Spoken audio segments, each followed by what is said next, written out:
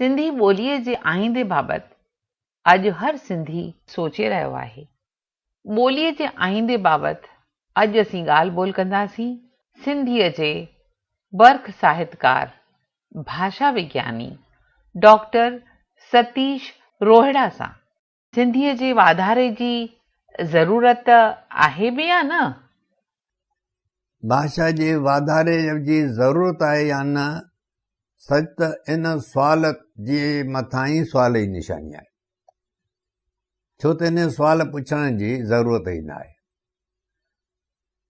असांजी सॼी समाज जो जेको ॻांढापो आहे उन जो आधार सिंधी भाषा आहे। जंहिं जंहिं असीं इन जो वाइपो घटाईंदा वेंदासूं तीअं तीअं असांजो सामाजिक या सामाजिक संबंध उहो घटिजंदो वेंदो ऐं जेको कंहिं बि समाज जे लाइ तमामु घणो नुक़सानकार साबित थींदो आहे।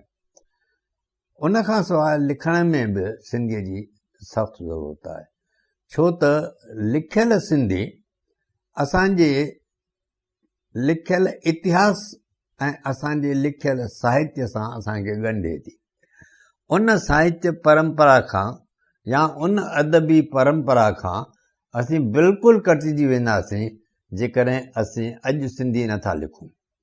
उन जे वधण जी त ज़रूरत आहे ई आहे, पर असां पंहिंजे गुज़िरियल वक़्त में जेको शानदार अदब पैदा कयो आहे उन जे विच में ई हिकिड़ी खाई पैदा थी वेंदी, जंहिंखां सच त चवण जी ज़रूरत न आहे त जेका समाज पंहिंजे अदब खां कटिजी वञे उहा समाज पंहिंजनि पाड़ुनि खां पटिजी वेंदी आहे ऐं उन में हिकिड़ी तहज़ीबी सुञाणप जो संकट पैदा थी वेंदो आहे, छो त पोइ इहा समाज कंहिं मख़सूस सुञाणप जे अहसास खां ख़ाली थी वेंदी आहे।